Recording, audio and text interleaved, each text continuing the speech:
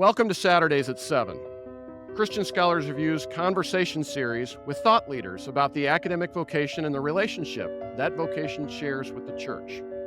My name is Todd Ream. I have the privilege of serving as the publisher for Christian Scholars Review and as the host for Saturdays at 7. I also have the privilege of serving on the faculty and the administration at Indiana Wesleyan University. Our guest is Vicent D. Rougeau, president of the College of the Holy Cross. Thank you for joining us. Thank you for having me. Your family's roots reside in Louisiana, stretching back 8 generations, and your grandparents founded a Catholic parish for the Black community in Lake Charles. Would you please introduce us to your grandparents? Oh, wow, sure. So my grandparents, John Rougeau, Laura Latigue, were born in the 1920s in deep South Louisiana in a little town. My grandmother's from a town called Mamou, and my grandfather's from a town called Basile. They were part of a culture in South Louisiana that stretches back to the early 18th century and was all, French speaking and, pretty much cut off from the rest of the country until World War II, really. There were farmers and, rural people, but, deeply Catholic, religious folks whose lives really revolved around their parish communities. And, they were pretty much, involved with rice farmers, actually. That was their main, involved in that. And then the war changed a lot with the oil industry and, more mechanized agriculture. So they moved to the nearest big city, which was Lake Charles, Louisiana, and which is a big oil refining, natural gas refining town, where there was a lot of work after the war. And obviously, it was still a time of segregation in the South. And so they, along with many other people from small rural towns in Louisiana, would develop their own churches under the auspices of the diocese. Prior to that time, they had everyone worshiped together in the Catholic churches in the South. But after the war, it was understood that for the Black worshipers, that involved really a second-class status, sitting in the back of the church, not being involved in any of the actual organization or running of the parish. So the creation of Black parishes in the 50s primarily allowed the Black community to have more agency and more control over their religious life. So that was a really important part of their lives early on. And, so they went from a rural parish where they sat in the back to a parish in town where they were actually, part of the creators of that institution. And there they lived for the rest of their lives, and they were married for 72 years. Wow. And they died in the one in 2013, my grandfather, and my grandmother in 2015. But wow. I feel very, very blessed to have had them in my lives for such a very long time. And they were great models for me about faith, hard work, and family. Yeah. Thank you. Thank you very much. Your parents then, Weldon Rougeau and Shirley Small Rougeau, were involved in the church and in the civil rights movement. Would you please introduce us to your parents now? Sure. So my father, to start, since we're continuing that story, went to high school, middle school and high school in Lake Charles, and then got a scholarship, got admitted to Southern University in Baton Rouge, which was one of the state-supported historically Black colleges in the state, which again at that time was still segregated for higher education. And it was a big deal. My grandparents hadn't finished high school. My grandfather didn't finish primary school. And as I said, they were not native speakers of English, really. So, to have their only son, their only child, go to college, it was a big deal. But my father was also an activist, and this was 1960-61, and he became involved in the civil rights movement and ultimately ran a protest with another student that ultimately got him arrested and jailed for almost 2 months in solitary confinement and expelled from college because of that. So In the meantime, my mother, who was from a town about 100 miles north of my father, but very different part of the state, and an old city in Louisiana, but her family was Baptist and Hmm. had been in Louisiana, I think, from around the Civil War time, had migrated, with from originally, I think, from Maryland through Georgia and across the South over many decades. And she became a Catholic when she was in high school, I believe, and went to college at Southern as well. But she was a few years older than my father. They didn't meet there. Uh, she ended up in Miami with a sister when she finished college and was working. And my father, after being expelled from Southern, got a job with the civil rights organization CORE that had supported the work he was doing while he was in college in Miami, as it happens. So they met there. My father wanted, obviously, to finish his college education, and because of the extreme nature of how he was treated, his story became national news. He was offered a number of different scholarships to attend college in the North and ended up at Loyola University in Chicago with the Jesuits. And that's where he finished his undergraduate education. My mother was a dietitian and working at the University of Chicago at the time. Yeah. They moved again and then to Atlanta while my father was working still in civil rights work. But then he got an opportunity through a number of contacts he had made over the years to go to Harvard Law School. He was encouraged to apply. He was admitted. And so we lived for 3 years in Cambridge while he was at Harvard Law School. Back then, an older student. He started at 27. He was considered an older student. And he Yeah. had 3 children, which I think was more of the issue. But so he did law school there. And ultimately, the family settled in the suburbs of Washington, D.C., because my father got a job there with a senator from Louisiana, ultimately went to the Carter administration. Mm. And my parents divorced, and he ended up in Chicago working for American Express and then some nonprofits back in Washington. But effectively, his career as a lawyer was primarily in the nonprofit and government sector and a period of time with American Express. And my mother, meantime, stayed in Washington, D.C., and was primarily devoted to working in government service, but the state and local government in Maryland. Thank you. Their influence and your grandparents' influence in terms of commitment to the church, but also to social justice, converges, it seems, in terms of your interest in Catholic social teaching, which became eventually a focus of your work as a faculty member and as an academic leader. I'd like to ask you, if I may, to describe in particular what led you to write Christians in the American Empire, Faith and Citizenship for a New World Order, which Oxford University Press published.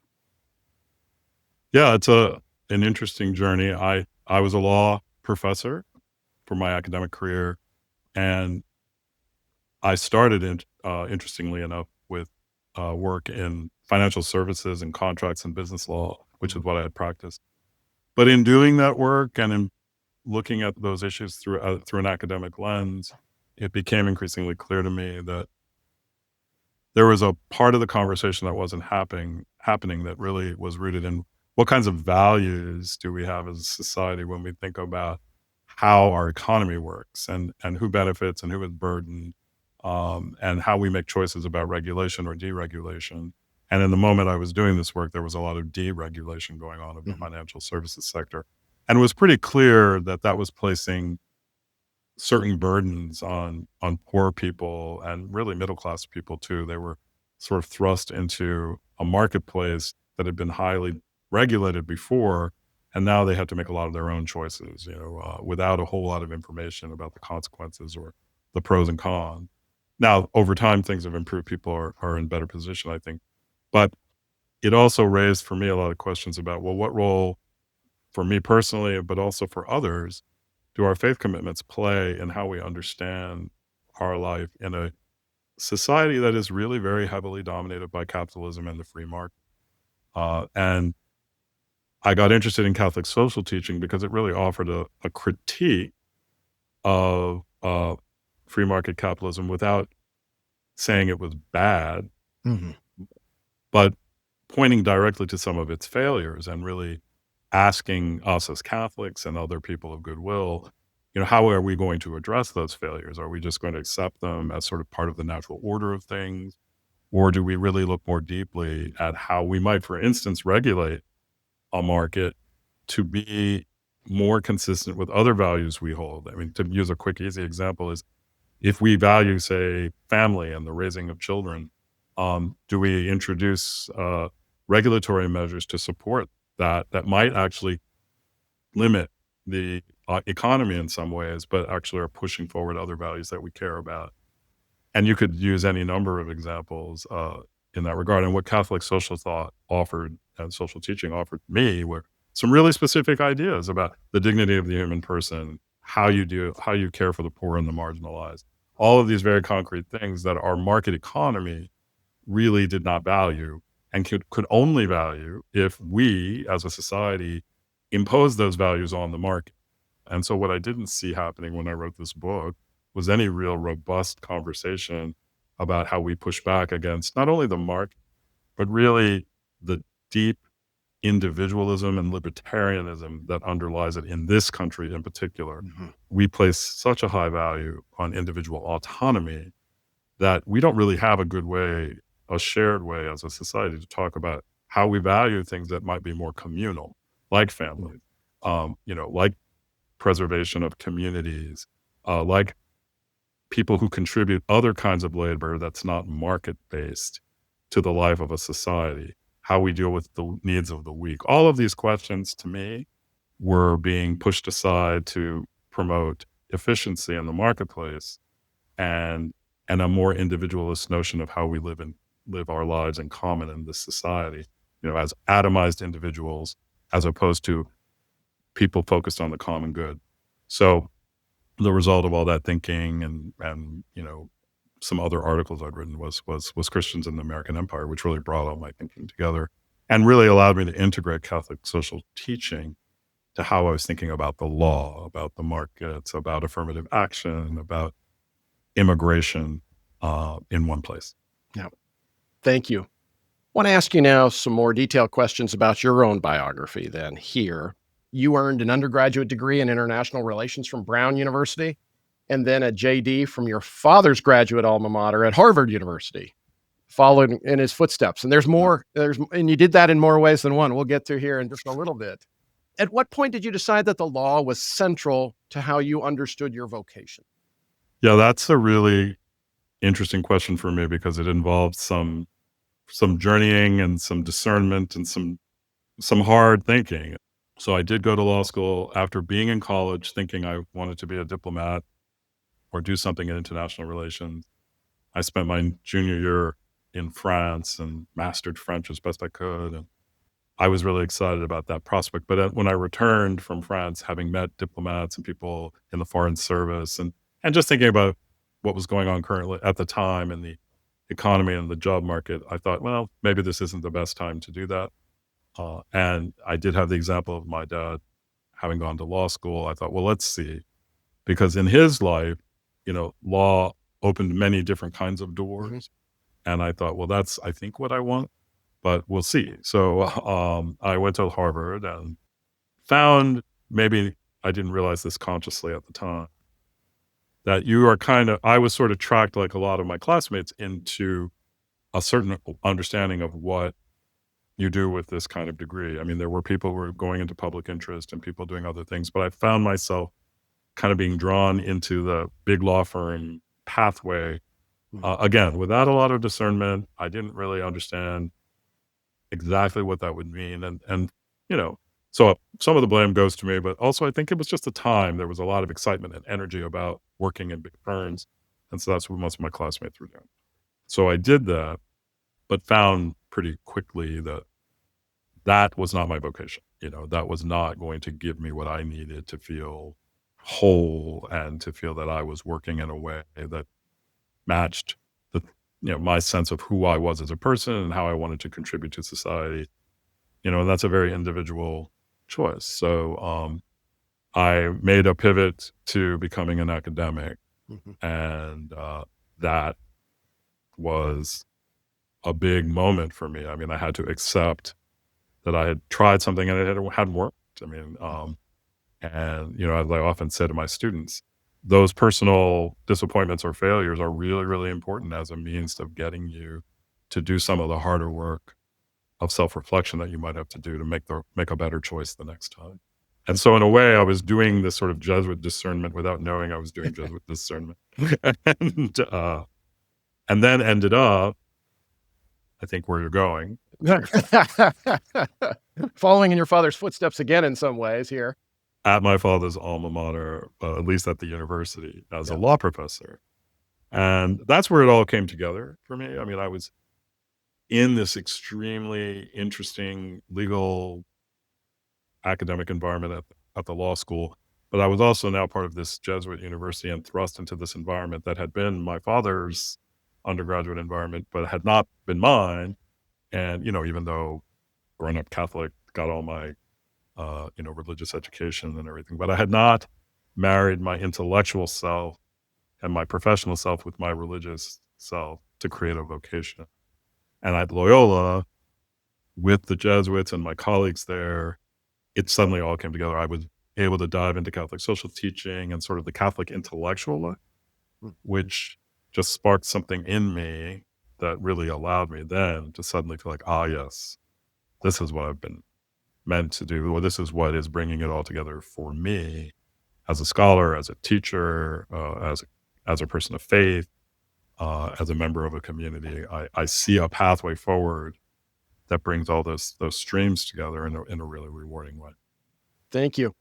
Were any mentors more pivotal than perhaps others in helping with that discernment process and shaping your sense of vocation?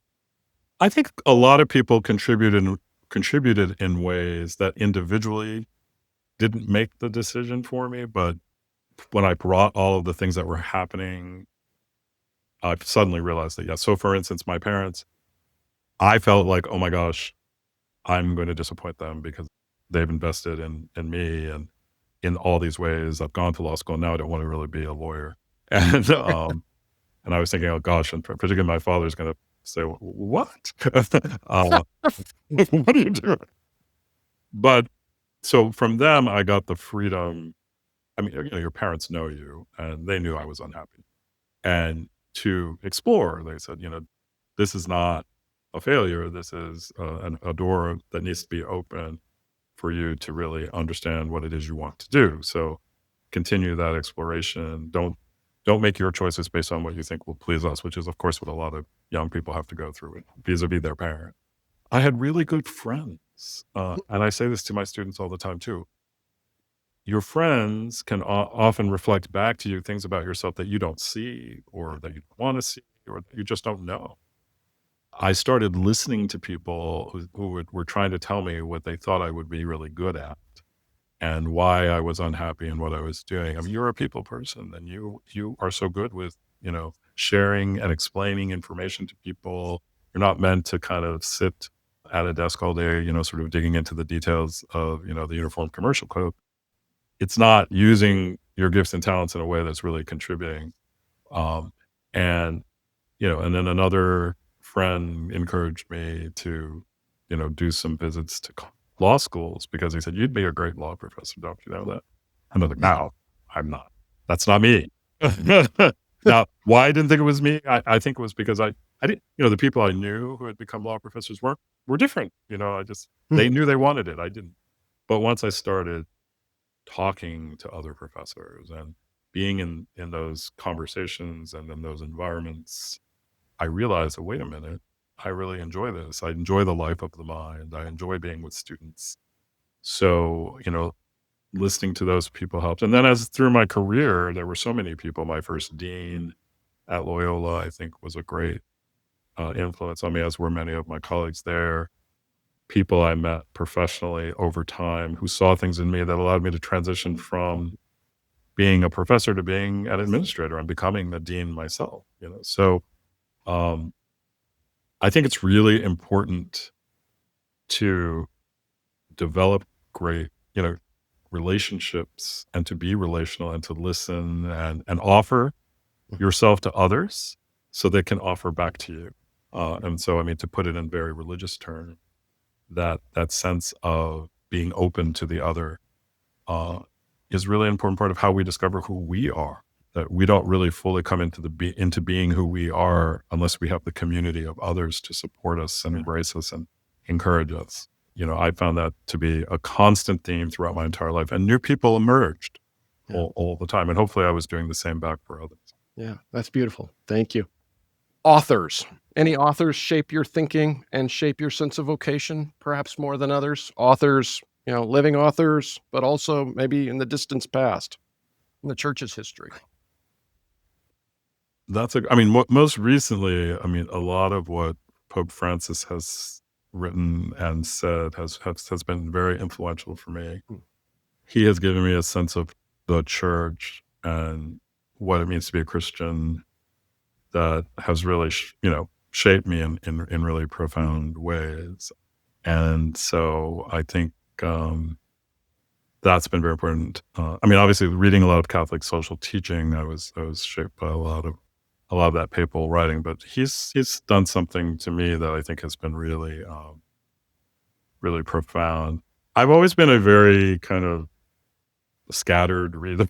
Like I read, it's not like I really dig into one kind of read. I love history, and I've read a lot of nonfiction, and in my adult life, I'm reading a lot more fiction. In my early life, I was really influenced the realist writers from 19th century, like Guy de Maupassant, and books like The Tale of Two Cities, and those things really, really struck me.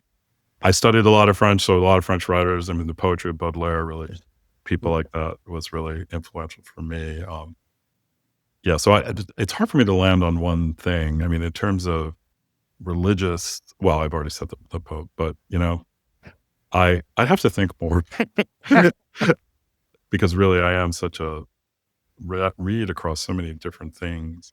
I was, of course, deeply shaped as a young person and an African American by some of these African American writers like Richard Wright. I think in terms of just identity shaping and trying to understand the position I occupied as a person of color in this society, and then trying to understand what that would mean and how relevant those stories were over time, because things changed. And my parents were close to some people who I think were some early writers in areas that have become more, how shall I say it, more controversial today. For instance, Derek Bell at Harvard Law School, who I think was probably one of the earlier writers around things that have become known more like critical race theory, was someone that we knew personally. And I didn't always agree with everything he wrote, but I think he did something very profound again in sort of allowing us Black people in the United States to understand their role in society in a different way and to critique it sometimes in ways that it hadn't been. Again, to be in conversation with him and sometimes disagreement with him about what that meant, and to see how it is evolved into something that is controversial today, but also powerful because it's raising a lot of questions that people are afraid to ask or have difficulty talking about. After serving as a faculty member and associate dean for academic affairs for the law school at the University of Notre Dame, the Jesuits called you back and you accepted an appointment as a faculty member and dean of the law school at Boston College.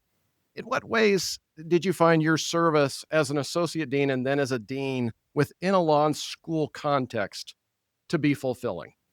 Well, I think serving as dean allows you to bring a lot of things together. You've been a faculty member and you know what that is. And so obviously, an important part of being a dean is overseeing the life of the faculty, obviously with the help of others. So you have some thoughts, right? You have some thoughts about it.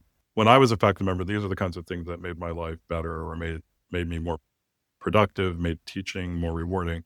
Can I create those conditions for others in my role as dean. So there's that piece. Then, of course, there's the student piece, is we're scholars and teachers. And how can I communicate something to these students as the leader of this law school about what it means to be a lawyer who is deeply ethical, who is, committed to a set of values around a profession that go beyond simply the, you know, the transactional nature of this is my job. I had an opportunity to take all of the lessons I had learned from teaching students for so long to, the kinds of things I wanted to prioritize in the life of the school.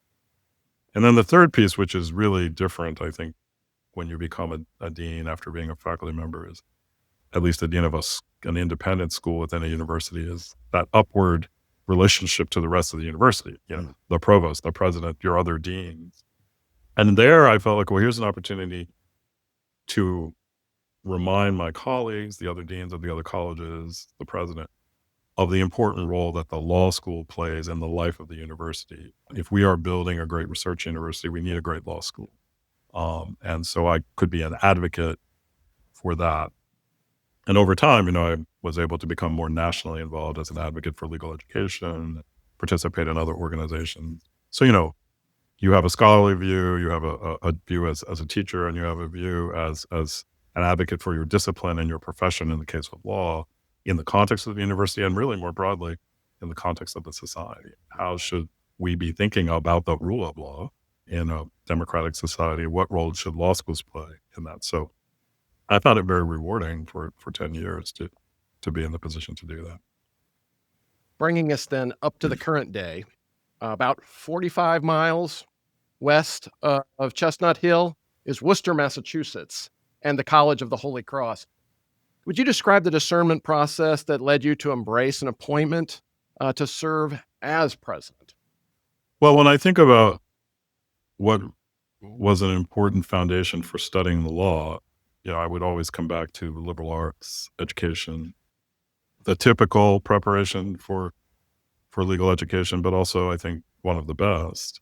And because of the way it gives you a kind of a well-rounded understanding of the human experience. And if you as a lawyer don't have that, it's hard to really be truly excellent at what you do. I mean, there is a need, I think, for lawyers to understand people. We don't always. But when we do, and how they make decisions and why, their relationships fall apart. I mean, so much of what law is about are, relational things that don't work. And so understanding that from a liberal arts perspective, I think is really, really helpful.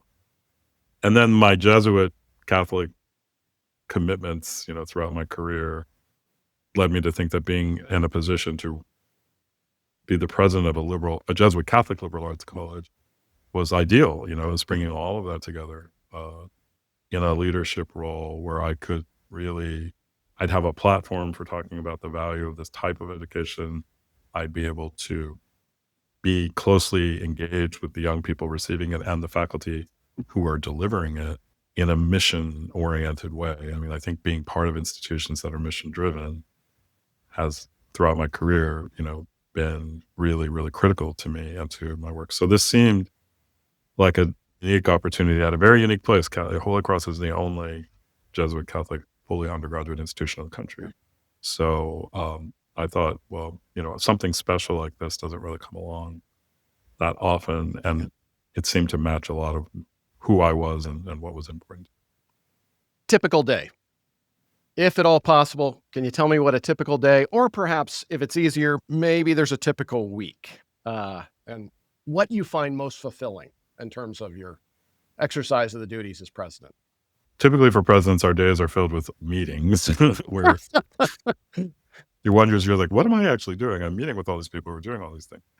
But I think a lot of our job is deeply relational too. I mean, we are working with a lot of people who are specialists, subject matter experts in particular areas, the provost and the faculty, someone who's responsible for student life and development and the mission of the institution.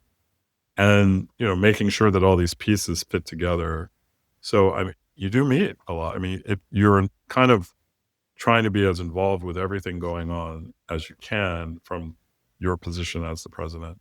Um, but then I think in terms of things that are rewarding is when I can break up that flow and actually be spending time with students at a student activity. Tonight, for instance, my wife and I are having 20 freshmen over to the house for dinner. And we do that with each class. And those are really rewarding moments where the students are in your home and they're relaxed and they're telling you what's really going on. And you're seeing the development over time of these young people. And I find that very rewarding. Opportunities to engage with the alumni and to see the commitment so many people have to the institution, how it has shaped them and how they give back. I think those are really, really wonderful moments when you're out and about with them. And I mean, be it for fundraising or for, gathering them to be mentors or for activities where we recognize them. I think those are really rewarding. And then I think the role that you can play as a higher education leader in the community and the country. These are not ordinary times, but it's reminding us, I think, of the important role we have in talking about the value of what we do and pointing to the achievements of higher education in this country. And although that can sometimes be difficult or complicated because of the varying views people have, I think for the most part, most Americans understand that, a well-educated citizenry is really important to so much of what we've accomplished as a society and what we hope to accomplish. How we do that, people may have different views on it, but I feel honored to be able to, stand up and talk about the wonderful things that my students have done and are doing and that my faculty is doing and how they're reshaping young people's lives in really positive ways. So all of those things give me joy in my work. For individuals who are considering comparable appointments then, what advice would you offer? Well, I mean, I'll start where we were before. You have to know yourself well and ask yourself, is this kind of leadership role something that really, fills you in a positive way, or will it drain you? Because there are a lot of demands in the job. And, you have to be present and with a lot of different people who have a lot of different needs, who aren't always in agreement. I mean, there's just a lot of managing of human beings that can be trying and taxing at times. But also can be deeply fulfilling if that's something that you see yourself doing and enjoy. So know that about yourself. Know that sometimes it feels thankless. I mean, you're the target for a lot of people who are angry or disappointed or for the things that went wrong. But you're also the person when things go right who gets a lot of the credit. So you have to balance those things. You have to really recognize that, particularly if you're coming from an academic faculty role, that when you enter these kinds of administrative jobs, you are sort of moving out of being an active scholar. And if that's really your passion, it's really hard to stay truly engaged with your field once you take on these big roles like president or dean. I mean, and so are you ready to move to another stage in your career where you aren't as engaged with that? There are small ways you can do it, but it's not the same. And I've seen a few people who thought, oh yeah, well, I'll still write articles in the summer and that's really hard to do because this job doesn't stop. I mean, it slows down a little bit in the summer and maybe in the Christmas holiday time, New Year's, but it's very demanding, and things happen all the time that need your attention. So those things have to be things that you want to do or feel good about doing in lieu of doing some other things that you may have enjoyed. But at the end of the day, when it all comes together and you're looking across all the things that you do, the students, the faculty, the staff, the community, there's a real sense of, I think, accomplishment and satisfaction and a sense of gift and gratitude that come from moving a community forward, keeping it engaged and active, and seeing the results of that hard work and in our students as they graduate and in the lives of our community and our faculty. While the Jesuits cultivated a considerable number of comprehensive universities and research universities, you mentioned that Holy Cross is unique in its singular focus on undergraduate, residential, liberal arts education. As its president, in what ways do you find the Holy Cross community distinct amongst Jesuit education then? And in what ways do you find it distinct within Catholic education in terms of how you understand it, but also share its story? The easy question is how it's distinct, more broadly in American higher ed. I mean, I think a religiously based higher educational experience is something that, from its inception makes a few commitments that are firm, right? And they stand for certain ideas as being true, not necessarily to exclude, but to kind of create a space where this is what we believe.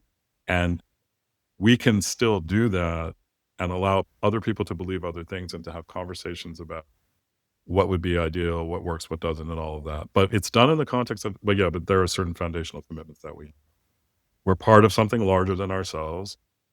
We're part of the church. And now we have a particular role in the church, which I think sometimes people within the faith community might misunderstand. I mean, it is not our job to be a parochial school in the sense of a K through 12 experience. It is not our job necessarily to be a place where, we are reinforcing a kind of dogmatic understanding of the faith. I mean, we're not a seminary. We're not a parochial school. Now, there are different spaces along that continuum that can be closer to one or the other, but I think at our best, a Catholic university is, as some people used to say, the place where the church does its thinking, the place where the church engages the world. And in different societies, that could mean different things. But I would think in the United States, that means, because this is a diverse, pluralist democracy, that, you are not, hopefully not building up walls to hide, but you're figuring out ways to engage and communicate, allowing people to dig deeply into their own experience as people of faith within a certain tradition, but also to do that in a way that isn't overly sectarian or, separate. And at least in the Catholic tradition, that kind of engagement with the world, I think, is pretty important. And that's where I think I moved to the Jesuits. I mean, the Jesuits have, as an order, always been outward looking and, engaged with the world. They, from their inception, the early Jesuits were traveling all over and doing with their work in all kinds of places with Catholics and without. And so I take that as an important message that we need to understand as a Jesuit Catholic institution, that our role is in particular to be open and engaged with the world, because that is the charism of the order that we're a part of. Yes, we're still Catholic, but as we well know, there are different ways to live out a Catholic faith tradition. I mean, we could be in a monastery, that's one way, or you can be sort of in a more evangelical posture where you're opening up and engaging and talking and building relationships across all kinds of boundaries. And again, I think in the United States in particular, or in a democracy like the United States, that's particularly important. Because if we really are committed to the idea of a diverse, welcoming society where people of any background can feel that this is their home and they are citizens and members of this community, we need great institutions that live that out in a way that's visible and meaningful. You can still be who you are, but you can do that in community with others who believe different things, and you can do it without losing yourself. But that might mean that you do it differently from a co-religionist who's in a different kind of environment where that's not contested, where everyone's understanding of what it is the same. Thank you. In terms of that engagement, Holy Cross's current strategic plan, Aspire, seeks to offer a vision for a hope-filled future. Would you please share what is meant by hope-filled within the context of the College of the Holy Cross? In what ways is hope cultivated at Holy Cross through curricular and co-curricular programs? Well, we cultivate hope, I think, by remembering that remembering what our core values are. And one of the things that, you ask any Holy Cross graduate and a lot of other Jesuit educated people about, so one of the key things they remember from their education, we often talk about being men and women for and with others.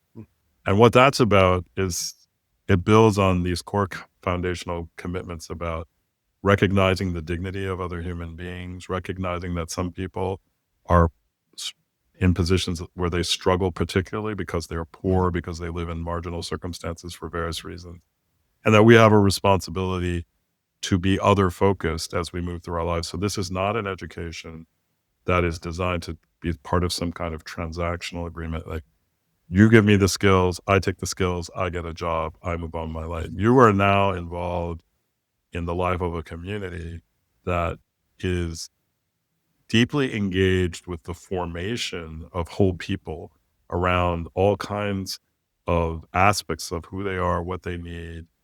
And so we're taking the Jesuit understanding of formation, of creating these men and women born with others in a way that allows them to understand what their gifts and talents are, but also to understand where those gifts and talents are best used. They're simply not for you alone. And something I mentioned earlier, we don't come into a real understanding of who we are unless we are living out that ourselves, living it out in community with others. And that's all that give and take, right? Of kind of understanding and learning how to deal with people you don't like, and, all the things that we do. So I think, the Jesuit Catholic mission is about thinking about education in this context and offering it as an invitation to others to join in this conversation and in this shaping of young people for the world. And that's the other thing. We're sending them out into the world. We're not, going to like keep them in little boxes where they're not going to necessarily be in communities where there are other people like themselves. They're going to have to learn how to navigate all kinds of situations, hopefully in a way that will keep them whole because they feel they have gotten what they need to understand who they are and, what it means to be loved, created in love, recognizing what this great sacrifice of Christ means. That's obviously what motivates this institution. And how does that translate into who I am and why I'm valuable and why others are valuable? Those are the kinds of messages we're trying to pass along. I'm going to stop because I think I might have lost the train of your question. Thank you. Before we close our conversation then today, want to ask you about the academic vocation. I asked you certain sort of components in terms of how you expressed it, but how do you define it, or what characteristics do you look for, and how's it expressed, amongst your fellow colleagues there in maybe unique ways at College of the Holy Cross as a Jesuit Catholic institution? Well, when I think about the academic vocation, it's interesting. I think particularly for us as Americans, who we're very practical people, we like to see things getting done, build things, But being an academic is embracing the life of the mind, embracing the idea that thinking deeply about things is important. And oftentimes, people may, on the outside, look at what you're spending your time on and think it's not practical, or it's why are you so interested in what the people in Athens were doing and at this particular time. But when you dig into that, you realize that people have been doing the same things for a very long time, and understanding patterns in the lives of civilizations or the different ways that people responded to problems has a lot to offer us today. But even if it didn't, there is some value in just understanding things deeply, and the discipline of a passion for ideas or things or places leads us to greater discovery. So the idea of discovery, the idea of self-knowledge or community knowledge, and of preservation of knowledge, all of these things, I think, mean that, an academic vocation is incredibly important to others, sometimes in ways that they don't realize. And so, yes, if you have a passion for this, a gift for this, don't be dissuaded by those who might naysay and say, well, really? I mean, you're studying 18th century French literature. um, well, through that study, who knows what will be found? Who knows what will be retrieved? Who knows what can be resurrected, or what gifts will come to the society from that exploration? And passing on that excitement and love for a subject to students, and sharing it with colleagues, that's an incredibly important aspect of our lives in common. And I think another thing that I think the academic life provides us with is there are certain things all of us can benefit from, because there are people in our communities who are so deeply passionate about things that really can offer a lot to others and to the society over the long term. Just because we don't know what it is at the time doesn't mean it's not valuable. Having faith in things unseen, I think, is something that we as Christians should understand. And just because it isn't obvious to us that something has value doesn't mean it doesn't have value. So I think the academic vocation is a great way to demonstrate, for those of us of faith in particular, that deep and passionate engagement with the world, or with an idea, or with a period of time in history has real value. And just it's a gift. I feel it's been a gift for me to have had that time and that space to do that work, and to find things and discover things and be led to new things because of it. Yeah. Thank you.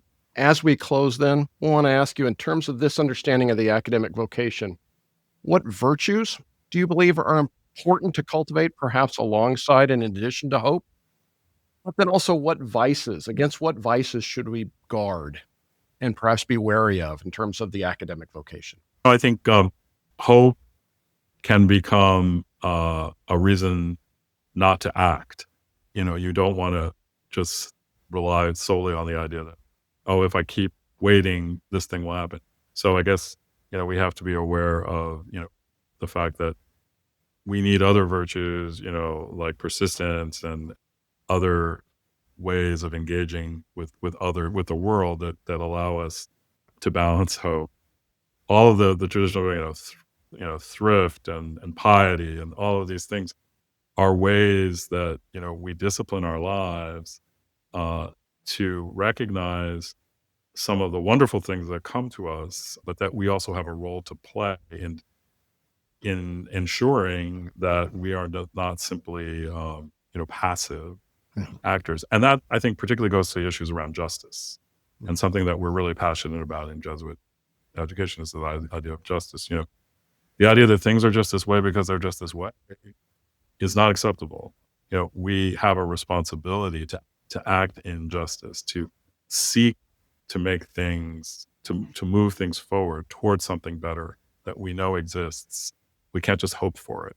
Now, we don't want to become hopeless, but we need to use the opportunities that we have to share our gifts with the world to move us in a direction that allows us to hope in a way that is consistent with a life of lived faith. A faith that does justice, is an important part of how we understand in the Jesuit tradition our role in the Catholic tradition, and giving others their due, not just accepting their fate as part of the way things are. As I said before, we have a responsibility, as well as the need, to say to people, yes, things can be better. Good things will happen, but we are not passive in that exploration of, or that wait. We wait and we act and we pray and we embrace one another. And then, yes, that hope is reasonable, because we are bringing about the condition to provide a hope-filled future. So that's why we educate young people not to be passive, but to be active in their shaping of the world, which I think is a good reason to be very positive and to hope. Thank you very much. Our guest has been Vicent D. Rougeau, president of the College of the Holy Cross. Thank you for taking the time to share your insights and wisdom with us. Thank you. Thank you for joining us for Saturdays at 7. Christian Scholars Review's conversation series with thought leaders about the academic vocation and the relationship that vocation shares with the church. We invite you to join us again next week for Saturdays at 7.